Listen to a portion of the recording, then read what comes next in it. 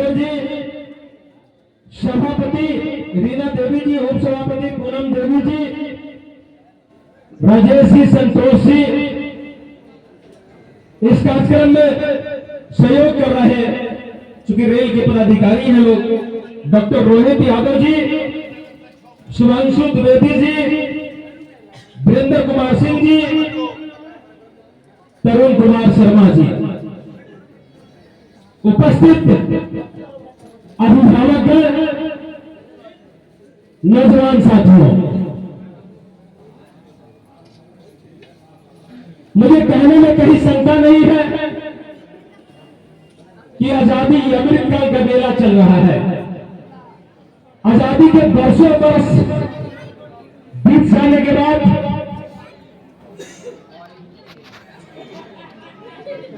कभी उत्तर भारत में जो विकास की रेसिपी चाहिए, आजादी के 55 साल तक प्रत्यक्ष रूप से कांग्रेस की हुकूमत रही। बापू का कर्मभूमि है चंपारण, जहां से अंग्रेजों को भगाने के लिए सत्याग्रह की शुरुआत की गई थी। नेहरू को भगाने के लिए इस चंपारण से शुरुआत की गई थी। आजादी भी मिली, लेकिन विकास की जो आजादी कांग्रेस के समय मिलना चाहिए, उत्तर भारत को इन कांग्रेस सरकार ने कभी नहीं दिया। गांधी जी का टोपी लेके सत्ता सुख भोगने का काम जरूर किया, लेकिन उत्तर भारत में जो खास करके रेलवे में जगह मिलनी चाहिए, शायद नहीं मिल पाई। मुझे वो दिन याद है कि चंपारण के लोग आने के लिए यात्रा शुरू करते थे, तो यहाँ से एक छोटी सी ट्रेन जाती थी, बगहा जाके रुक जाती थी, वहां से टमटम और टेम्पो के माध्यम से फिर आप जाते थे और नारायणी नाव से पार करके वहीं छितौनी पनियावा से आप ट्रेन पकड़ के फिर गोरखपुर जाते थे और गोरखपुर से सब दिल्ली का यात्रा आप शुरू करते थे। याद है वो दिन जब अटल बिहारी वाजपेयी जी की सरकार बने और छोटी लाइन से बड़ी लाइन उस समय के तत्कालीन रेल मंत्री रामविलास पासवान हुआ करते थे।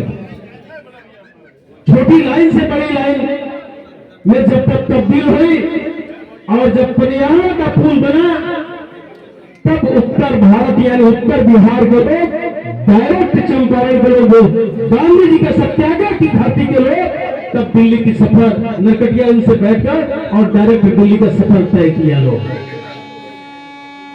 आज मुझे कहने में गर्व और फख्र भी महसूस होता है कि जब वाल्मीकि नगर की जनता 2014 में एक एक मत देकर जब मुझे लोकसभा भेजने का काम किया, एक गरीब का बेटा, एक नौजवान जब आपके बीच में गया और जब जीत के गया, तो पहला काम मुझे याद है कि मेरे चाहने वाले बहुत गरीबी व्यक्ति एक गांव से दूसरे गांव में जाने के लिए रेलवे क्रॉसिंग करना पड़ता था। कहीं रेलवे पे ढाला नहीं होता था, जो जिसको ढाला कहा जाता है, गुमटी कहा जाता था, गुमटी नहीं था, डायरेक्ट आप इधर से उधर होते थे। इसी बीच में जब ट्रेन आती थी जाती थी, ट्रेन के पकड़ हो जाता था और प्राण भगवान को प्यारा हो जाता था। वो दिन मुझे याद है कि जब मैं विधायक से एमपी बन के गया, तो पहला पत्र मैंने लिखा कि हर गुमटी पे फाटक होनी चाहिए। और उसी साल के बजट में आप देखिए, मुजफ्फरपुर से लेके चाहे रक्सौल चाहिए, चाहे बेतिया चाहिए या बगहा की तरफ जाइए, शायद कोई ऐसा गुमटी है जहां उसका फाटक नहीं लगता हो। ट्रेन आने के 10 मिनट पहले फाटक बंद हो जाता है और तब आराम से पब्लिक रुकती है और तब ट्रेन पास होने के बाद आम जनता ही पाता है। कैसा जमाना था, कांग्रेस की इतनी बड़ी विरासत रही, फिर भी कांग्रेस के लोगों ने छोटा सा काम नहीं कर पाया था। मोदी जी की सरकार आई तभी जाके पूरा हो पाया। मुझे वो दिन याद है कि अटल बिहारी वाजपेयी जी की सरकार थी और नरकटिया लाइन से जयनगर की छोटी लाइन से बड़ी लाइन के लिए योजना संशोधन हुआ, पैसा भी आया, लेकिन रक्सौल तक भी ट्रेन चलती थी क्योंकि मनमोहन जी की सरकार हुआ करती थी।